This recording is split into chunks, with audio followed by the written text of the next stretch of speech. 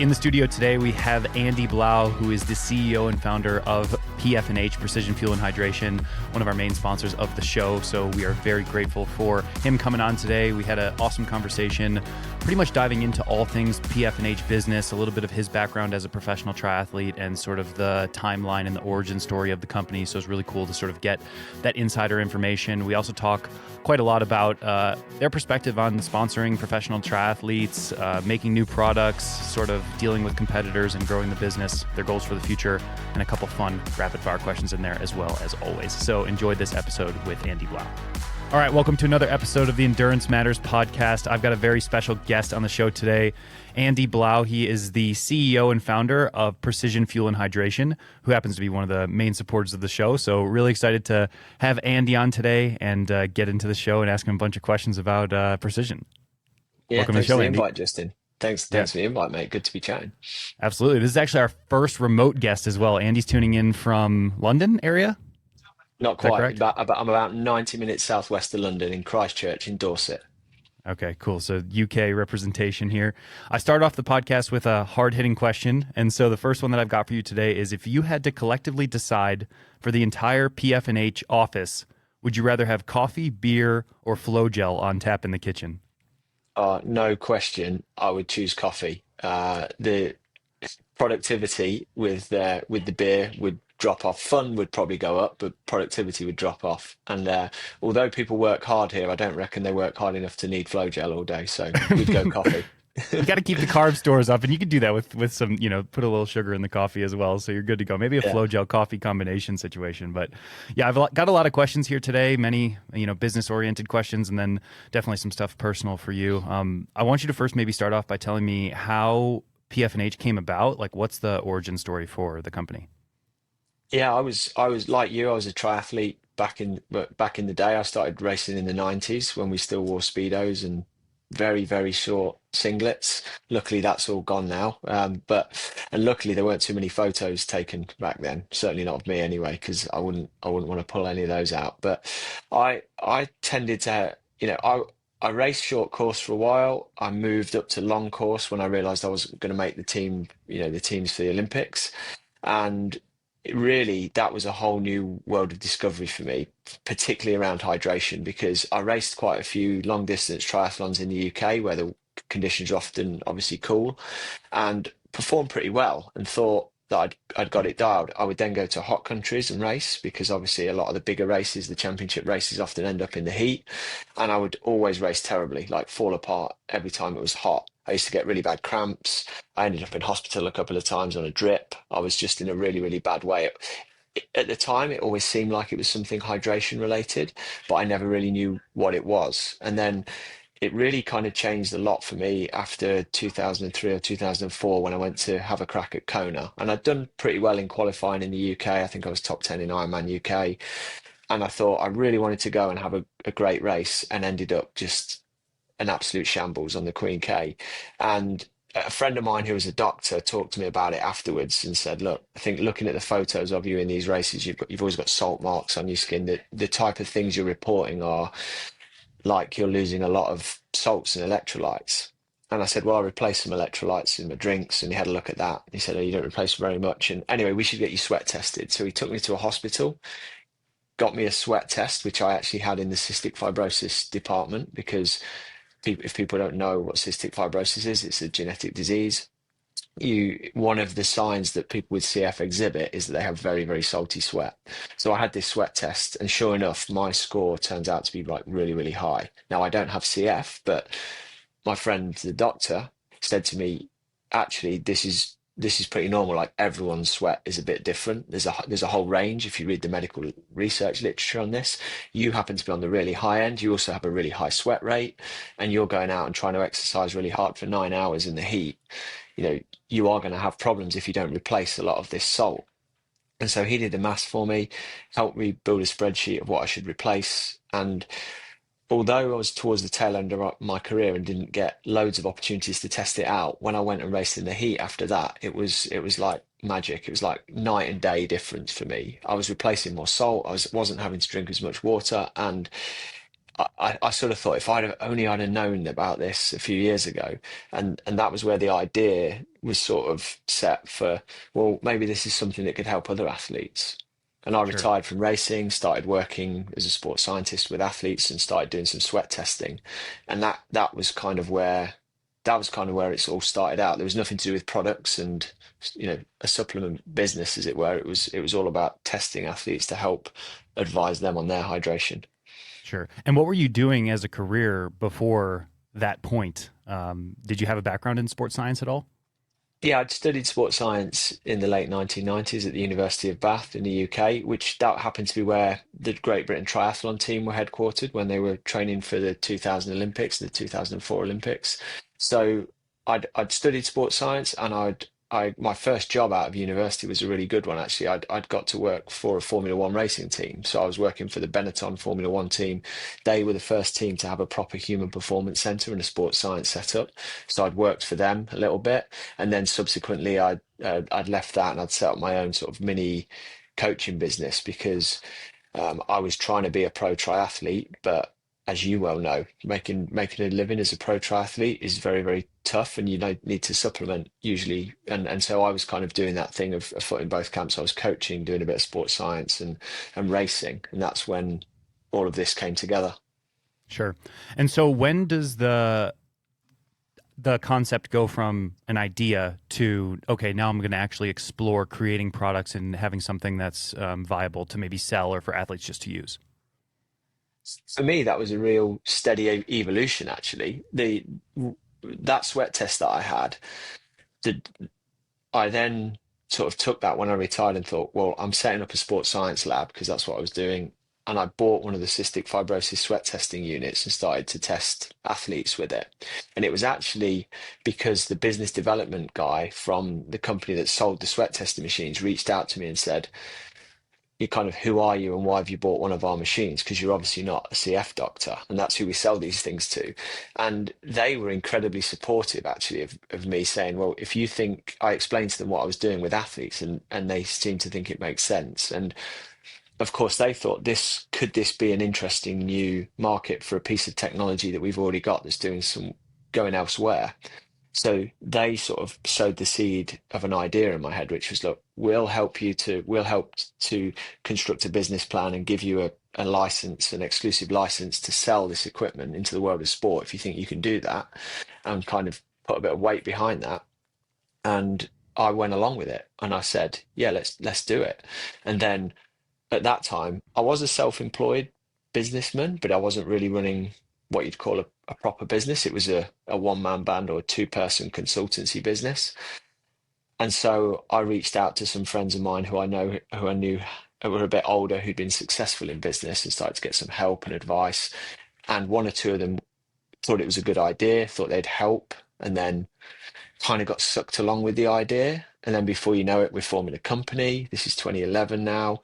And then we're testing athletes, and then athletes are asking us, what should we drink off the back of the sweat test? If we have a sweat test and you tell me this is my electrolyte loss level, what should I drink? And we drew up a massive spreadsheet of all the different sports drinks we could think of. Um, we then figured out, well, this isn't very good because we're testing people in America and they haven't got access to some of the drinks that we've got in the UK and vice versa. And so at some point, someone said, why don't we make our own drink? And of course, the first reaction was like, no way, we're not Gatorade, we're not Lucozade. How can we do that? And then you start making inquiries. And so all of this just kind of happens and evolves. And we started the business in 2011. We produced a very small batch of our own electrolyte drinks and products quite early on, but it wasn't even until like 2014 or 2015 that I even got close to going full time in the business. It was a real sort of slow start. We were just responding to what was out there in the market, what people wanted. Sure. Who were the people that you reached out to originally to test the first formulation of products? We did it all on ourselves. We were the guinea pigs. So I was running a sports science lab which had a little heat chamber in it. And I remember pulling in everyone I knew, local athletes, myself, the guys that were helping start the business. And we were going in the heat chamber, doing exercise sessions, testing little formulations of products. We made a few homebrew ones to start with. And then we found a fantastic manufacturing partner who was willing to kind of do a bit of R&D on the basis that we'd probably place an order with them. And then Sure. I remember testing like literally probably 60 different flavors of drinks and all sorts of different formulations till we settled on what we wanted. Sure. Was there any like horror story moment where you came up with a batch, a home batch or a home brew, or it was just like, oh, this is totally not it? Yeah, to be honest, with the drinks, it wasn't too bad. The first ones that we made ourselves tasted awful. But that was almost kind of expected because we were putting a lot of electrolytes in them and we didn't really know what we were doing with flavors. So we pretty quickly exhausted our abilities there. If you like really fast forward a lot of years and, we didn't start doing fueling products in the business until COVID, 2020, Okay. 2021. Sure. And in that instance, we did go back to the drawing board. Mel, who works for us, went to her kitchen and we started making gels. And there were Okay. some real shockingly bad gels we made for the first few batches, like gels that you couldn't get your spoon into, gels that were Yeah. a bit crunchy when you ate them, and yeah, but but trial and error is what it is, and you get there in the end. Yeah, absolutely. I want to go back a little bit to the actual sodium composition testing equipment. So now, if you are interested in getting your sodium composition analyzed, you can go onto the Precision Fuel and Hydration website and find a testing center. So you guys have probably like 100 or more testing centers around the world. Is that testing equipment the same as what it was when you originally started, or has it evolved and changed to what it is today? No, it's absolutely the same. I mean, I say that we've made some very small modifications to the equipment over the years, but nothing of substance. It's essentially the same technology. That test is really, really robust and well proven. The big differences that we've made is that we've improved the software and our algorithms that we use to interpret the data because we've got a lot more experience now. So all Sure. of the time we're kind of tinkering with that. So when we test you, we now gather a lot more information that we know is critical to helping us build a hydration plan for you. And our software is a lot better, but the hardware is pretty much always as it always has been. Sure. Can you break it down for the listener, the importance of understanding your sodium composition number? Because I've been having a lot of conversations with athletes lately and they ask about fuel and hydration and they just say, 2 scoops of sports drink, or they say, oh, I'm drinking this amount of bottles per hour. They're not actually even considering sodium as a additional very important piece. And arguably it's maybe one of the most important pieces, if not the most important piece. So can you break it down for the listener exactly what that number is and why it's important in endurance sport? Yeah, I think you touch on an interesting topic there because for some people, sodium is not all that important at all. And for other people, like myself, it was it was absolutely critical. It was the piece that was missing from my endurance racing puzzle. And so that leads to is that leads to a lot of disagreement because you can definitely talk to some people and they will categorically say, no, you don't need to worry about sodium replacement. You get a little bit in any food you eat, and that's all you need.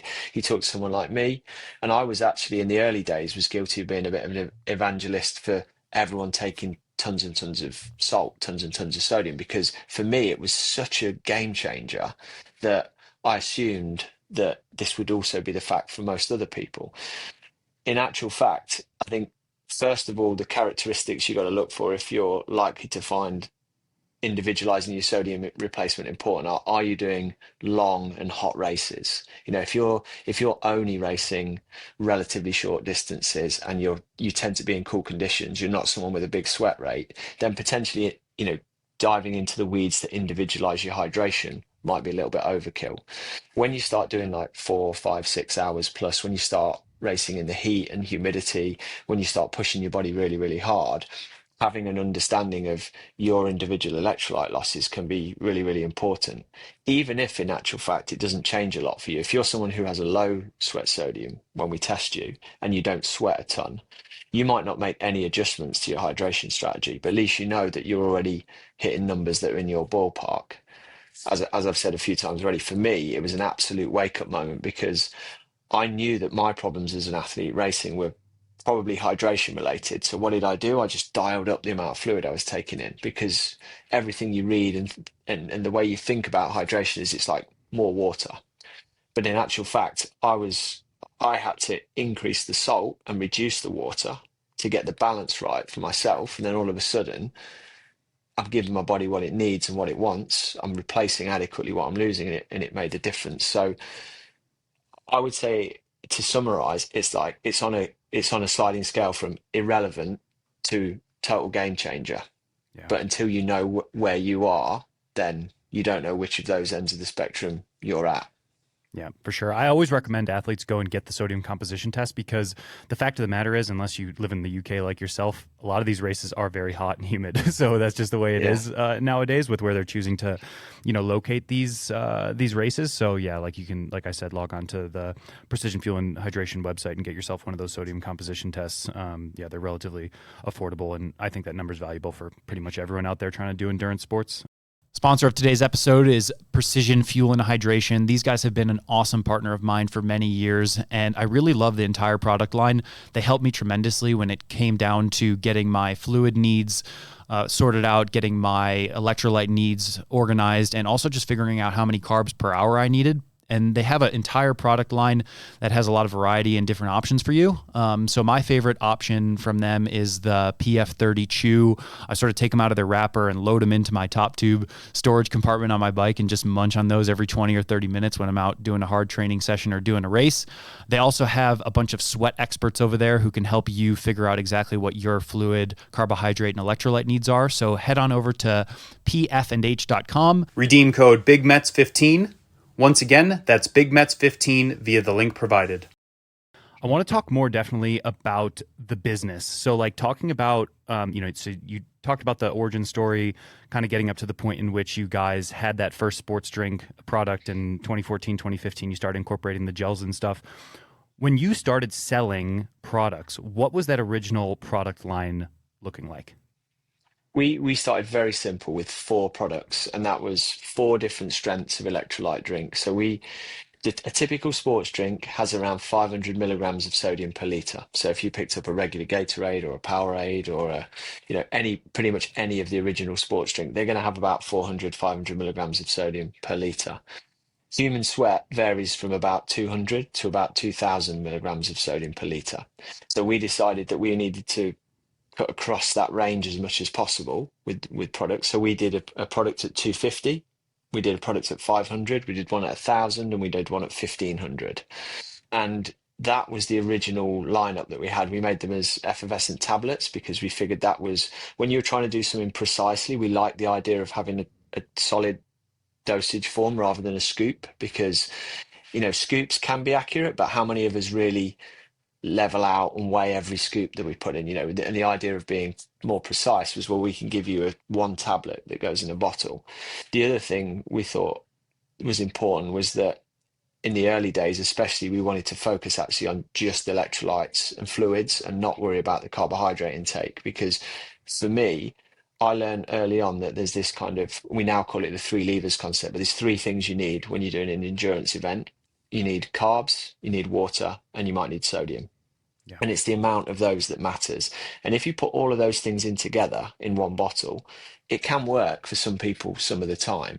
But I found it way easier in, say, an Ironman race to really segregate and have majority of my bottles with just fluid electrolytes. Then I knew exactly how much fluid, exactly how much electrolyte, and then I had my carbs from something else like a gel. And so that was the initial spec for the products, was like, keep it simple, go for a multi-strength range, not multiple different flavors, just different strengths. And those four products have survived the test of time, really. We launched those in 2011. They're still a cornerstone of our product range now, and they've essentially not really changed very much over the time. Sure. It seems as if you guys, fast forward to now, looking at the product line, you are, no pun intended, quite precise in the offerings that you have. The range sort of gets the job done, and it doesn't give you a million options to choose from like other brands. Is that on purpose to sort of like fall into what you've said here about just really trying to be precise with what your options are? Yeah, we've definitely tried to be disciplined and constrained in what we offer. It's, as I said, three levers: fluid, salt, carbohydrate. That's what you Yeah. need when you're racing. And if you and plus caffeine, actually. So there's like three Yep. levers plus an additional, which caffeine is one of the few other things that's got a bit of science. It's got a lot of science behind it to prove it's worth it for athletes. But we wanted to basically create a toolkit which is gives you those three things in amounts that make sense. So, most carbohydrate recommendations are made in terms of 30, 60, 90 grams of carbs. And we picked up a lot of gels that had 22 grams of carbs or 27 grams of carbs. And we thought, why would you not just make them in increments of 30? So, and we also didn't want to put lots of additional stuff in. So our gels don't have any flavoring. They don't have any electrolytes in. They don't have, apart from the caffeinated one, they don't have anything other than carbohydrates in. So the idea is keep it simple, teach athletes to know what their numbers are. So, and I know that if I said to you, Justin, how many grams of carb, how many liters of fluid, how many milligrams of sodium do you need per hour in an Ironman if it's these conditions, you would be able to rattle that off because we spent all that time working with you to figure that out. And then Yeah. you've got this toolkit to do it. And all of this is just really a reflection, I guess, selfishly of what I wanted. I should have had, I felt like I should have had as an athlete was someone there to tell me, Andy, if you want to perform well in Ironman, you need to know these three things. And this is what they are. And here's a toolkit to do it. And I just didn't feel that was around. And we've tried to create a philosophy and a product range and an education system that helps people get that right. Sure. Now, looking back on the entire range and the steps it took to create each of these products, what was something that was maybe a little bit harder than expected to bring that product to life, and maybe something that was easier than expected? Yeah, that's it.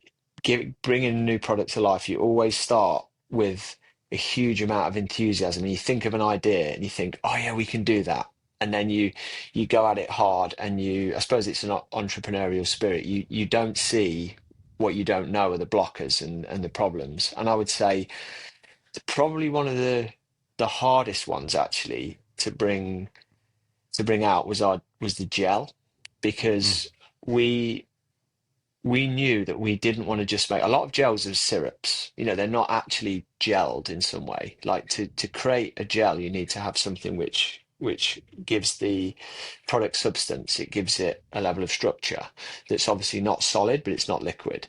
Now, a lot of gels just are a very condensed, syrupy kind of structure.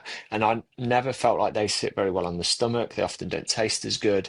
And so we went through this process with Mel, she's actually in our athlete support team, but Mel is an absolutely expert baker and used to run her own shop and these kind of things. And she used to make jam. And we knew that, you use pectin to set jam, and we had this idea we could use pectin to set a gel. And so we trial and errored it, and we got it reasonably good in terms of how we could make it in small batches. But then we went looking for people to help us manufacture this in like really large quantities. And yeah. there was a lot of naivety, I think, on our side about how you could take something which you could reliably make in a saucepan and then translate that into how you can make it in really, really large volumes. So we had a whole bunch of problems with early work with that. We had lumps in the gels, and we had like gels that were really runny and had no structure, and then we had gels which had so much structure that you could hardly get them out of the packet, and it was frustrating. But we got there. So I reckon that was one we underestimated. Um, Sure. if you ask me about one that was like easier than expected, probably absolutely none of them. Yeah. They've all been they've all been really hard. But I think as a team and as a company, obviously, I've got a whole bunch of fantastic people that work at PF&H now, and we are starting to get a lot more understanding of really what it takes to take a product from idea, right through to market. And so it's never easy, but I think at least we have now an understanding of the process we've got to go through to do it right. Yeah. One thing that I've really noticed and admired about Precision, and we've worked with you guys for quite some time, my wife Jeannie and I, and we've seen sort of like the evolution of your brand and this big takeoff. I would say probably in the last like 4 or 5 years, things have really sort of taken off. And maybe you can speak to that a little bit in a bit. But I'm curious if there was anything that you guys did from a branding perspective or a marketing perspective that really allowed you to take big jumps at one time. Yeah, a lot of people have said exactly what you've said, which is really nice to hear that we seem to have really taken off in the last 4 years, and in some ways we have because we've kind of been on this sort of slightly kind of exponential growth path for a little while, with the size of the business almost sort of doubling year on year, and that doesn't really get on anyone's radar while you're tiny. because doubling is still significant, but it's kind of insignificant in the bigger scheme of things when you're tiny anyway. But you get to a certain point where actually, if you can keep that momentum up, then all of a sudden people are like, wow, you're kind of everywhere. I Yeah. think there's I think there's two totally different things though that have helped us to get that presence really. The first one was that up until 2021, we were just precision hydration and we were just doing hydration products and sweat testing, which was a growing niche, but it's still a niche within a niche. We were getting asked about fueling all the time, but we weren't ready to take the step to do it. COVID and having the time back at base, we weren't traveling and we had to really think about what the next phase of the business looked like, meant that we launched the fuel products. And launching those, we were very fortunate in that over 10 years of having a hydration business, we'd got a loyal customer base. And we got immediate adoption by people that were using the hydration products and the fueling products. And then we kind of figured out along the way that actually people do tend to use way more fueling products way more regularly than they do hydration. So Yeah.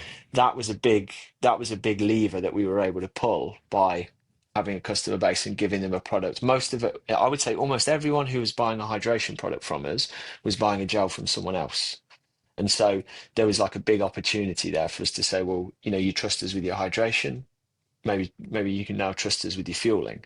The second one is kind of the thing that's, I'll point at it up behind my head, is the color stripes, which Sure. which is like a thing that came from working. My brother does a lot of our graphics and design. He's very creative. And early on, we designed the products to have the four original hydration products were green for 250, yellow for 500, orange for 1,000, and purple for 1,500. And they sort of, the colors get a little bit more darker and intense as you go through, and that was deliberate. But we'd never used it as part of the brand. They were just colors. And then we put, I can't even remember exactly how it happened, but we put the color bands on a hat. And then all of a sudden, like everybody wanted the hat, everyone that we met. And we were like, this is something. If people want this. And then we started to incorporate it in more places. And then it became part of the logo eventually. And now I think, I actually I literally had a tear in my eye at Kona this year because I stood in transition area, like looking around at the bikes on race morning. And like, I couldn't look anywhere without seeing those bottles and I was Yeah, like, wow, we've arrived here now. If there was a bottle count, I think we'd have won it, or for certainly sure. we have in terms of being noticeable. And so, yeah, it's with a lot of pride that we see the color stripes around, and I think they are just pretty unique. Yeah, for sure. I mean, it's very clear that you guys have spent. It's great that the origination of the company came from just having a rock solid product line. It's obviously clear that you guys put so much time and effort into ensuring that the products are like ultra world class leading. At this point, do you feel like where is the energy going? Is the energy going into refining or creating new products, or is it going into, okay, we've got a great product line, let's leave it at that. We just need to push marketing as hard as we can. All throughout the journey of this business, the emphasis has never been fully on the products. The products are a tool. What we're here to do is help athletes learn how to fuel and hydrate and perform at their best. And I Yeah, think increasingly now, I do feel like we're never going to have a complete product line. We're never going to draw a line in the sand and say we're stopping, we're not going to innovate anymore. But we feel like we've got a really broad product range within this niche of fuel and hydration when you're exercising. And where a huge amount of our energy goes is ongoing education now, finding ways. We're building new online tools like the fuel and hydration planner. We're refining the algorithm and the software that sits behind the sweat test. We've hired people with PhDs in the sports science department to help make sure that the science that underpins our marketing is spot on, and that the education we put out there for athletes is spot on. And so I would say if you walked into our office and heard what a lot of the conversations that are ongoing are about on a daily basis, it's about finding ways to educate and talk to athletes in the right way so that they get the best out of using our products and have great races. Because ultimately that makes you feel good because it makes you feel like you're doing something worthwhile. And it also creates a really virtuous circle because if athletes listen to your advice, use your products, have a great race, then of course they come back for more and you get loyal customers. And that's what any business needs to survive. sure. Yeah, you mentioned a little bit of the sport of triathlon and maybe even endurance sports as a whole being a little bit of a niche. Do you feel as though for the company to double and then double again and double again, you need to start broadening the web a little bit, either expanding the product line or getting it on store shelves? What does the future look like in order for the company to grow, or are you happy with it just being what it is? Yeah, really good. It's a really good question. I don't think we always sit down each year and talk about what we'd like to grow to the following year. And it's almost become a bit of a cliche that we're trying to get, we're trying to double again and trying to double again. But we're not, we're not venture capital backed, or we've not got investors even. We've bootstrapped this business. And so actually we try to be profitable in a small way, and we just try to reinvest to grow again. And so we're not under pressure to set really strong growth targets. I think the growth, it's a bit like the conversation with athletes around, say, body composition. It's like, is there an ideal body fat you need to be to be? And it's like, well, actually, if you do everything right, you'll end up in great shape. Sure. That's kind of how we think about growth. Is we try and, yeah, we do things that we know will help us grow, we think will help us to grow, but what we try and really do is just get our heads down and focus on doing them. To your question about like what do we need to do, or where could we broaden, you know I think occupational health is a huge area for us. We already do a little bit in occupational health. So, as much as triathletes and ultra runners and cyclists do a lot of sweating, we now work with people who are up in on roofs in Texas, like in the summer heat, putting down tar and shingle and things like that. We're working with a massive company in Australia who fix the railways, and who actually are in the Northern Territories and are in Queensland in the summer, where it's, Miami-like conditions, basically. These guys are wearing PPE, they're welding rail tracks, and they're sweating more than you do on a 6-hour bike ride, Yeah. every single day. And we've put sweat testing in, and we've put products into those environments and had massive success. And that's without really trying too hard. So I kind of feel like there's an opportunity there for us, as well as just the fact that, yeah, people in triathlon know us. Some people in ultra running now know us. We're getting a little bit more of a foothold in cycling, but I still think we've got a lot to room to grow in the endurance world as well. Yeah. And one thing I'm hearing that's a common thread is that the motivation is coming from a place of actually trying to help people first. And I think that's really genuine. And it's not really coming from a place of like, we just have to double our profits, and I think some brands are just trying to meet a bottom line or make investors happy. But if you don't have that outside pressure to, make a certain amount of money, and you can do it to actually make an impact, that probably goes a long way in the long term. I am curious also to hear your perspective on maybe how much you guys are paying attention to your competitors, what they're doing, and how much that influences your decision making. Yeah, again, that's been a philosophy. The philosophy that we follow there has always been the same from the start. It's to be really, really aware of what our competitors are doing, but also not to get sucked in or bothered by it. It's kind of, I don't want to be existing in the industry and not know about new developments that our competitors are making. And we do all the things probably all intelligent brands do. We like mystery shop our competitors. We try on competitors' products all the time. We test out our competitors' customer service by phoning them up and by emailing them and talking to them, and not wasting anyone's time, but just like investigating, just trying to figure out like how are people talking to their customers about fueling and hydration and that kind of thing. But it's kind of a very secondary to what we do. I'd say most of the time we've got our blinkers on, focused on what we're doing, because trends come and go, brands come and go. I've learned over the last 15 years that I thought being a pro triathlete, or trying to be a pro triathlete, was like hard and competitive. And then I started a business. You're like, oh my God, business is 10x as competitive and hard and all that sort of stuff. So I also think as if we focus on what we're doing, that's the most important thing. Keep putting one foot in front of the other. It is like being an athlete. You just put one foot in front of the other every day, small increments, building in the right direction. You aren't in control of everything. Things can take you out, disasters can happen and whatnot. But fundamentally, if you keep showing up, putting another brick in the wall every day, eventually you've got something pretty impressive. And I think that's where we want to be. Yeah, absolutely. One follow-up question I have, it's just kind of a specific question, but I'm curious to hear about your guys' take on like distribution of product. Something like the direct to consumer, people log on to pfnh.com and they go and get themselves whatever products they want versus going to like a secondary retailer like the feed and picking up your product there. Do you guys have a preference? Is there a reason why you feel like you need to stock on places like the feed, or like walk me through that decision-making process?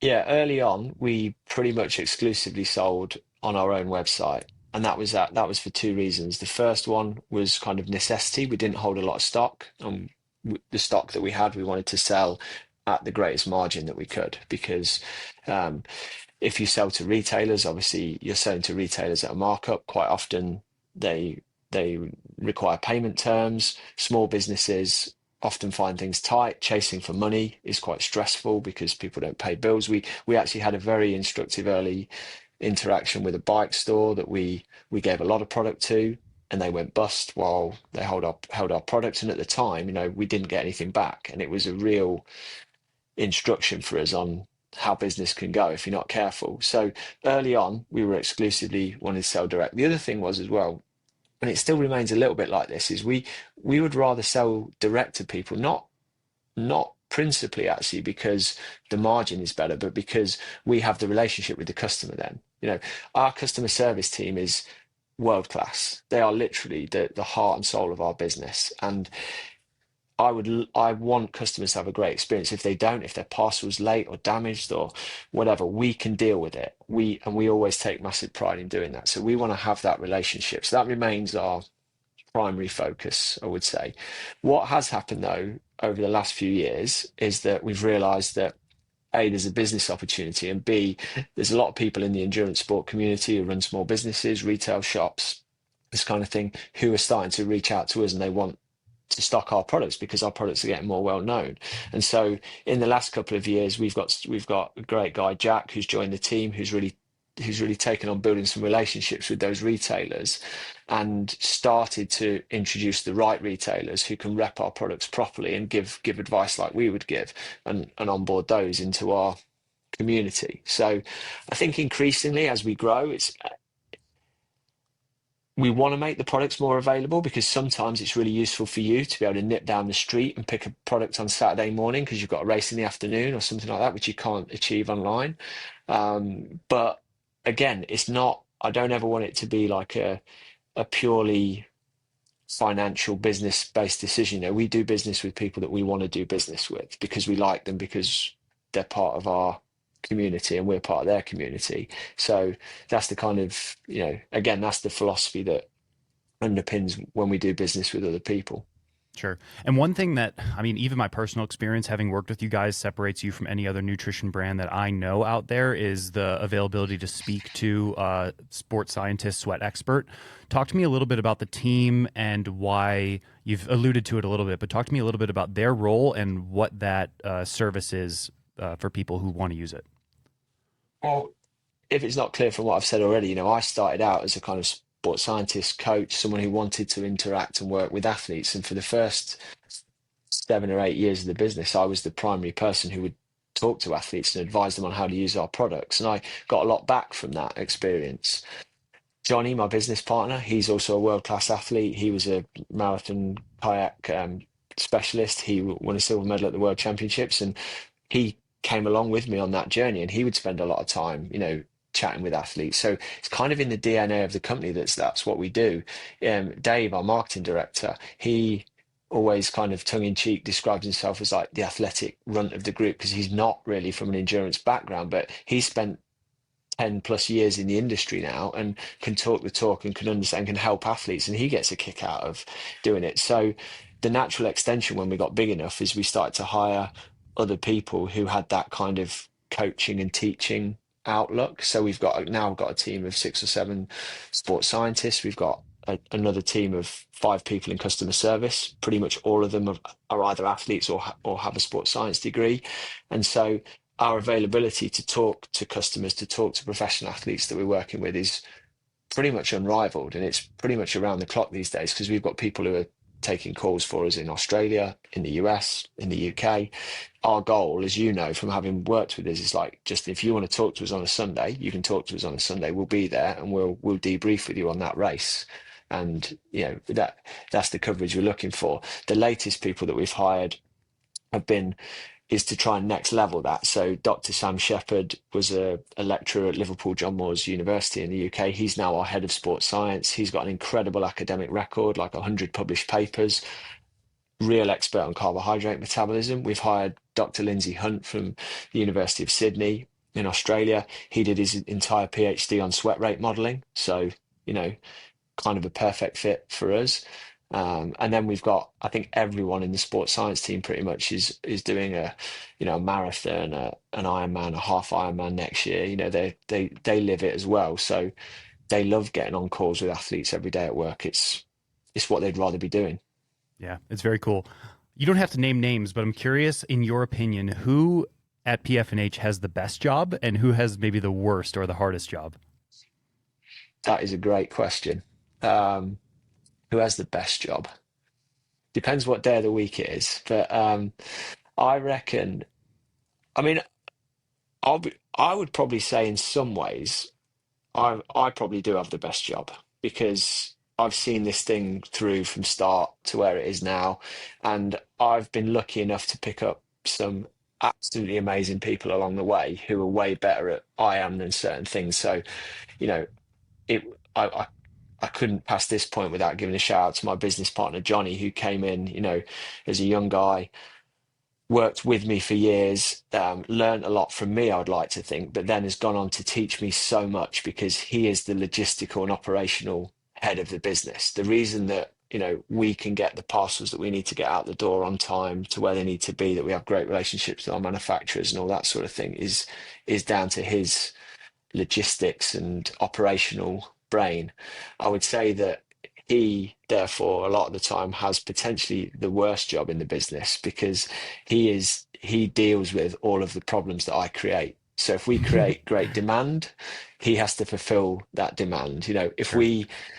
we invent a product and say this is going to sell really well and produce a load of it and then it doesn't sell, then he's the one who has to warehouse it and figure out where it's got to go and deal with it. So, I would say, yeah, poor old Johnny, he might not say the same thing, but I reckon he's got the worst job. He's a good man. Shout out Johnny for sure. Yeah.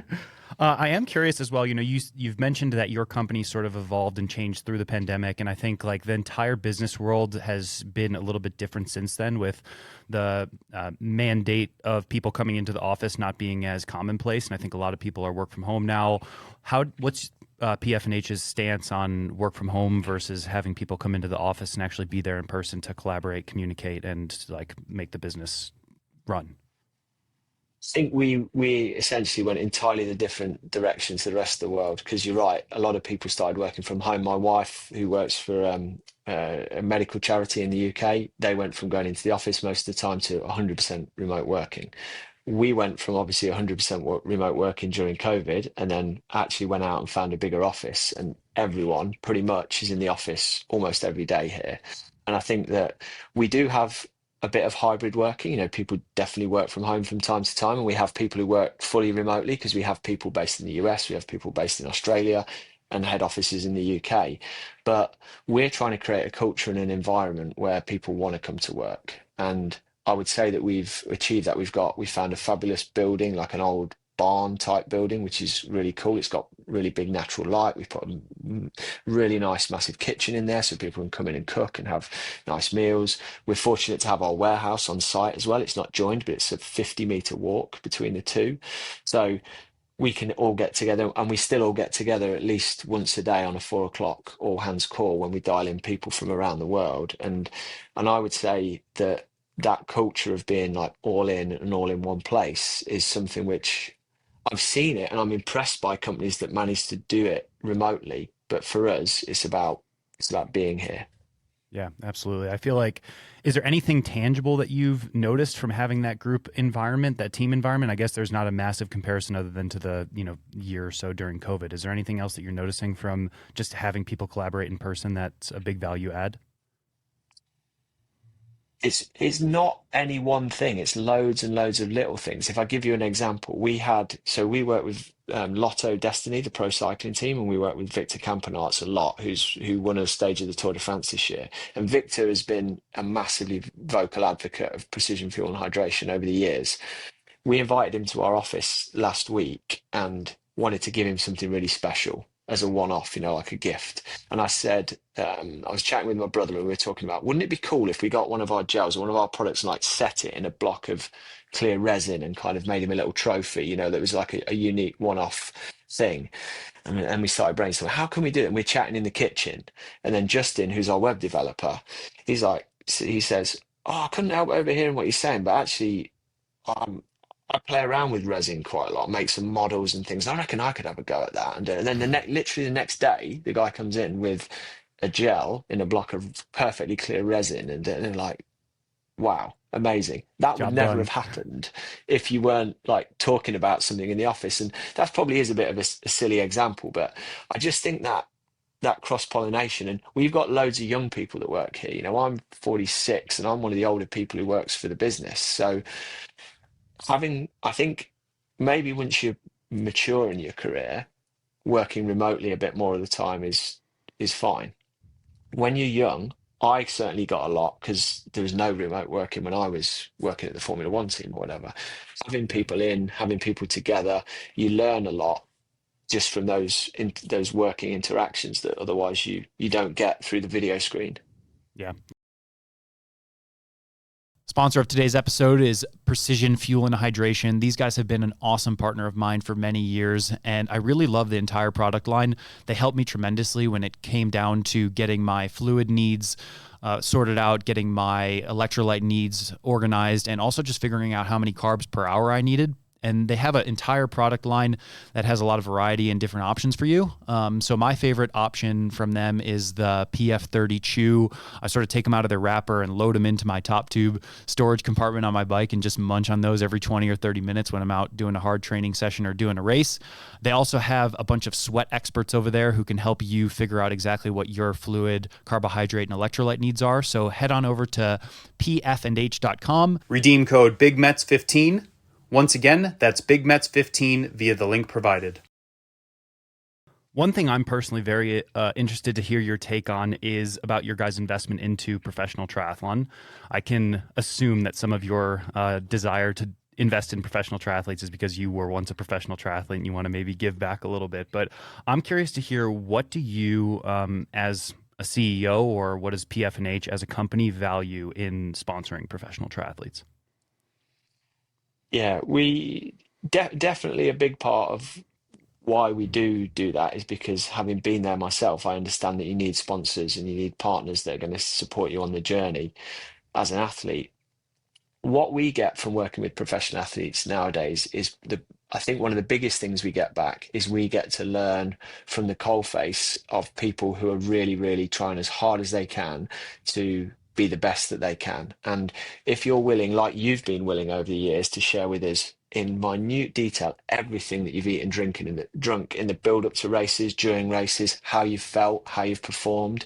We then take that, as you know, we iterate that with you. It's like, well, Justin, we're going to tweak this a little bit because you're saying this is how you're feeling, and then you do that enough times, and you get this trial and error process, and then you build up this massive virtual, and then now we've got a physical database with our case studies of information about what the very best in the world are doing. And the interesting thing about what the best in the world are doing is often it's one or two steps ahead of even what the science is saying we could or should be doing.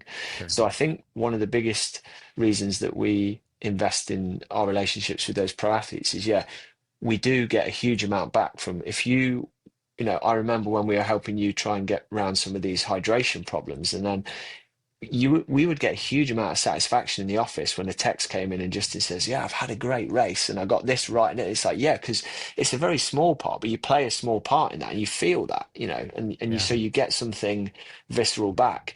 But then beyond that, you've gained a bit of experience, which you can then translate and parlay into maybe how you might develop a new product or how you might improve the algorithm in the online sweat test. I'll give you a direct example of that would be, we didn't, and we still don't, we still don't routinely recommend athletes drink more than about 1.5 liters per hour in any conditions because it's a lot of fluid. But we have had numerous cases now where we've seen athletes who have been required and needed to drink more than that to get through an event, which would have blown my mind. And if you read the science on hydration, you're not going to find many examples, and you won't find many people who are willing to stick their neck out and say that some athletes would need to drink that much.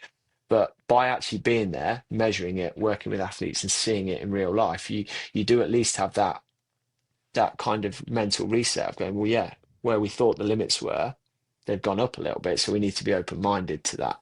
So Yeah. I think we just get a lot of learning back is probably the main thing.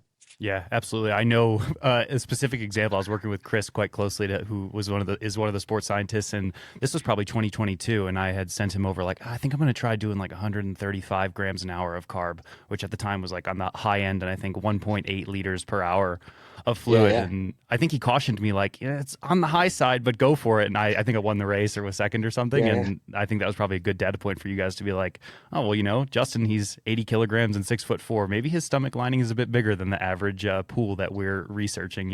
Exactly. Um, Yeah. so we had a whole conversation around that.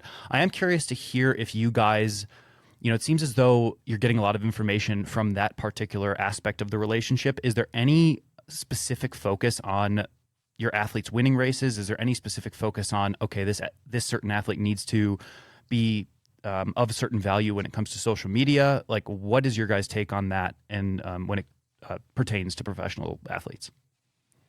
Yeah, that's another good question. I mean, Brad, who you know well, who manages the our team of athlete ambassadors, Brad has a bit of a checklist of criteria, I guess, that he looks at, and he'll always look at how many social media followers someone's got, whether they're what their out and out level of performance is, what their track record's like, whether they appear to be kind of on an upswing in their career, whether they're towards the end of their career or whatever.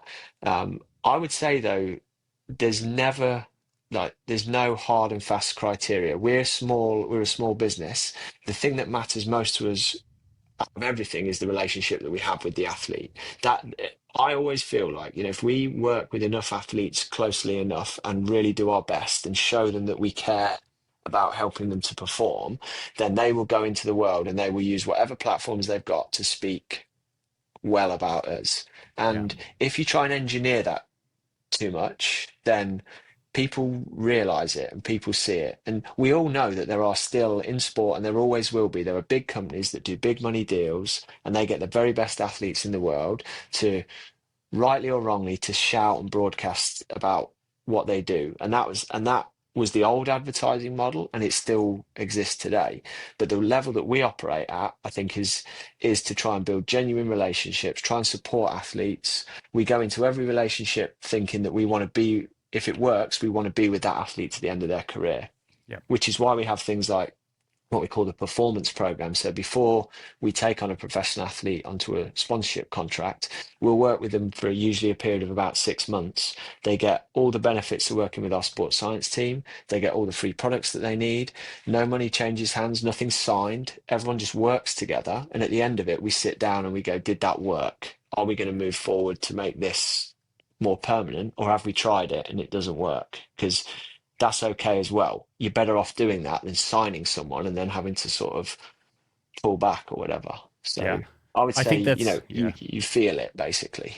absolutely. I think that's a big difference maker, and it gave me a lot of like solace and confidence because, when we started working together on a personal level, I was very successful on the race course, and it made it feel as if I was proving my value. And over the course of the last 18 months, when I've had injuries and setbacks, Brad came to me and said, "We're going to support you as long as you continue to race through the ups and downs. Mm. We were there with you when you were winning triathlons. When you're having a little bit of a hard time with injuries and stuff, we're going to ride with you now as well." And obviously, your guys' investment in the podcast has been monumentally helpful in helping this get off the ground. So we obviously thank you for that. But No, I, and yeah, on that, Justin, yeah, it's two way, and you've always been a fantastic ambassador for what we do, and so yeah, that's absolutely why. There's no question in my mind when you wanted to start the podcast. It's like, well, yeah, let's get involved if we can. If we can add value, then let's do it. And it's great to see how successful it's been. Yeah, thank you so much. Yeah, we appreciate it. I have a little game here, an intra podcast game. We did this one time before with Matt Hansen. I've got, I think, like 6 endurance sport like nutrition specific trends. I just want you can elaborate a little bit if you choose, but you can just say like hot or not. Yeah, You ready? All go right, for number it. 1. 150 plus grams of carbohydrates per hour. Hot, but not for everyone, and potentially dangerous. Okay. Ketones. Not for me. Caffeine reduction in the week or weeks leading into a race.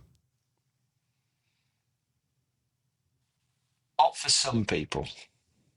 Okay. A lot of nuance in sports nutrition, I feel like. So maybe Yeah. this is tough Sorry. answering. Yeah. No, it's all good. How about sodium loading pre race? Hot. Carbo loading pre race? And maybe say that one more time. I think you cut out a little bit. That is definitely hot. Yeah, for sure. Fasted training to become more metabolically dependent on fat as fuel. Was hot. Now not hot. It's funny how it goes in ebbs and flows like that. I think like Yeah. 2 years ago, everyone was hitting the fasted low carb training, and now we're all doing 150 grams an hour. Um, yeah, it's crazy. But okay, that's good answers. I feel like those are really hot topics in a previous podcast with, yeah, like I mentioned, Matt Hansen, who's a professor of exercise science. He touched on some of the things that you were saying as well, and agreed. So I am curious, as a final point here before we get into the rapid fire, how much do you perceive sports nutrition as an impacting factor on the rapid speed improvements we've seen? Like, Ironman World Championship records are getting broken, marathon records are getting broken for almost every race. Do you think that that's mostly coming from a nutritional perspective, or do you think it's an element of maybe training being different or equipment, stuff like that?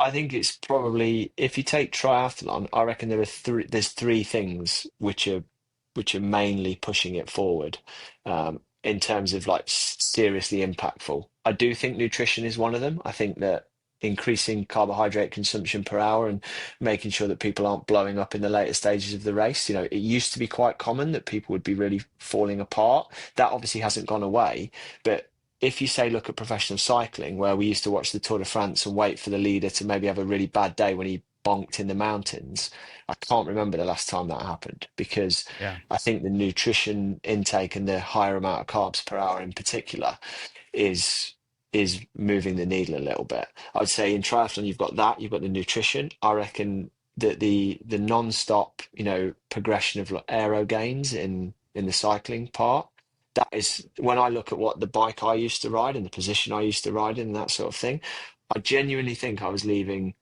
25, 30 minutes on the table when it came to an Ironman for bike sure. bike course easily.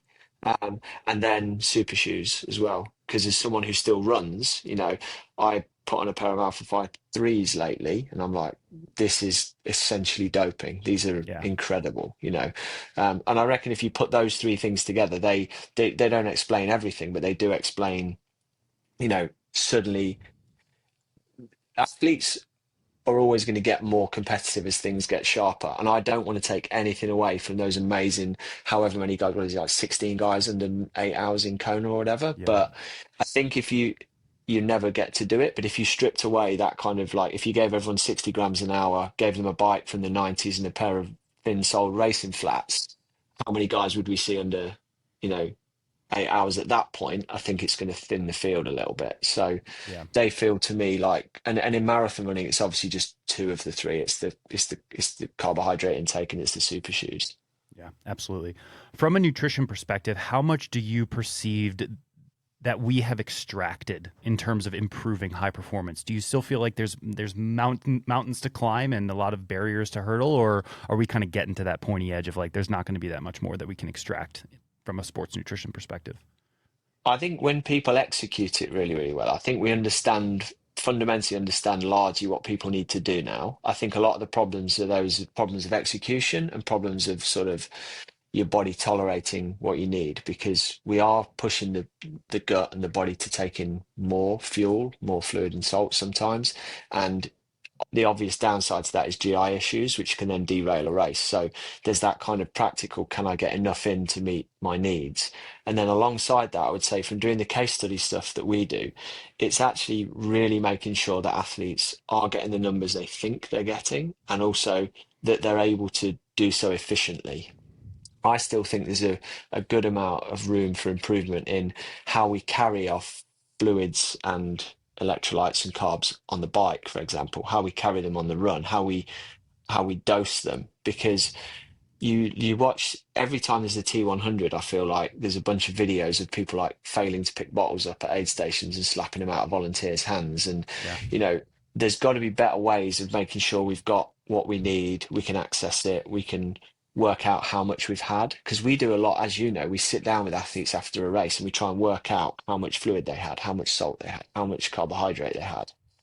And we get better at making really good estimates, but I don't believe that all of the ways that we carry it, the way that we dose it, are giving us the accuracy we need back to then iterate. So I'm always interested, and we've started working on products like we've just made a flask, HSC 250 flask with profile designs that goes on the top tube that you put flow gel in, so you can see your flow gel, you can calculate how much you've had. You're not taking up a bottle cage carrying it. And that's a very small step in the right direction. But I think technology, do I think we're going to find like another nutrient variant? There's people playing around with different blends of carbohydrate now and things, and maybe there's marginal gains to be made in some of those areas. But I'm focusing my energy, and we're trying to focus our energy as a team on getting the right amount of what athletes need into their systems, and knowing with confidence that that's what they're taking so that we can iterate it. And I think that's where there's still room for improvement. Cool. Yeah, very cool. Before we get in the rapid fire, I'm giving you the floor to maybe say anything that you're really excited about for the future, or maybe anything that we've missed here in our discussion today in regards to PFNH. I think overall, as someone who's been in endurance sports, my whole sort of adult life, really, I'm really excited to see all of this. I think endurance sports are kind of coming together and crossing over a lot more. When I was at Leadville 100 this year, I saw a bunch of triathletes that I knew who were running the 100 miler. I saw triathletes riding the 100-mile mountain bike race. You see, you know, I've been talking to some pro cyclists who are talking about crossing over into Ironman racing. And so I'm quite interested in the way that there is a lot more crossover in all of that. And, we've seen it in ultra running in the past, because ultra running and ski mountaineering have always had this kind of crossover thing. So I'm interested in more and more exciting events and opportunities coming up, because I'm still looking for stuff that I want to get excited about. I used to do a bit of multi-sport adventure racing, and I think that's still on the periphery and in the wings, because you've got to learn to do kayaking and things like that. So I think that, people's creativity around what we're going to do with the ultra space in terms of, more hybrid events, these, I think Jan Frodeno was involved, like the S-Rail kind of gravel. I did Xterra years ago.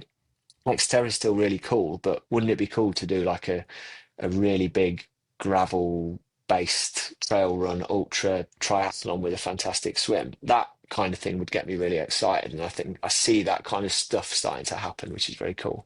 Yeah, 100%. I mean, this podcast has opened my eyes a lot to that, because we sort of branch our net out pretty wide. We've had Dean Karnassus, ultra runner, on here. We had Drew Hunter on.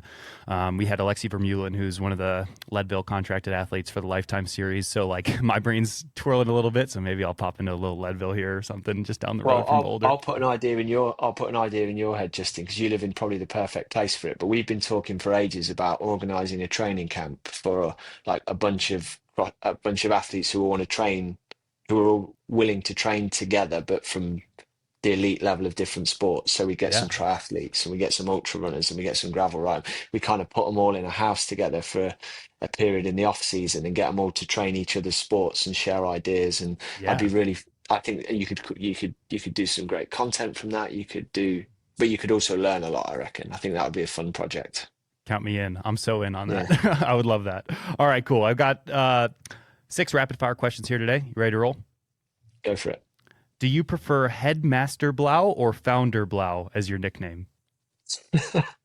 Neither. But I know that came from Brad. I might have had some outside assistance from some PFNH employees here. Yeah. What's the ideal amount of sodium per hour for someone who knows nothing about anything or about themselves? Just start.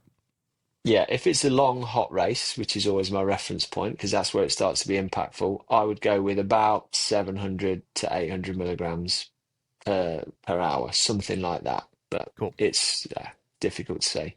Yep, for sure. What's your go-to pre-race breakfast, or what was it when you were racing Ironmans or professionally? And then what, in your opinion, is the ideal pre-race breakfast? I was always oatmeal, honey, maybe a bagel, and a black coffee. Um, I don't think that's probably too far off the mark, but something along those lines, nothing too complicated. Yeah, for sure. Who is your favorite PFNH sponsored athlete or employee? You can't have favourites, can you? It's definitely not Brad, though, if he's watching. If he ever sees this, Brad, you're not the favourite. Okay, Um, perfect. That's a fine yeah, enough answer. I know as a dad, you're not allowed to pick favorites, but I know you got one. yeah. Yeah, and Uh, I would say I tell you who I do have a kind of a soft spot for, if you like, is um, should I say this? I will say this. It's Leon Chevalier because yeah, Leon is like really, and I say that just because he's top of mind because we're recording this not that long after Kona, and sure. Leon came to us when he did his first Ironman. He was recommended by a good friend, and we sort of helped him with that. And he's just watching him just gradually climb the ladder. And I would still say that Leon is one of the most under the radar, under respected guys in triathlon. But you look at his performances at Ironman Worlds over the last few years. So yeah, not necessarily. I don't have favourites above and others, but I have so much respect for that guy. I think that, Yeah. and I'm backing him to go all the way one day. Yeah, me too. Incredibly valuable to your guys' brand. His Mm, helmet in Kona was pretty cool, so maybe go sift back and see yeah. those photos. All right, final question here. In 5 years, who's winning the 5K time trial, you or your son? If he's watching, Bobby, I reckon I'll still be able to take you, but it'll be close. 51-year-old versus 15-year-old. We're gonna have to get the PFNH cameras out and throw that up on YouTube or whatever. I'll Yeah, hold you to that. All I'm right, looking cool. forward to it. Well, thanks very much for joining us today. This was a great conversation. Great to catch up, and appreciate you coming on. Yeah, no, thanks, Justin. And yeah, really, really glad to see what you're doing with the podcast. It's fantastic. Keep it up. All right, thanks very much, and we'll catch everyone in the next episode. Peace.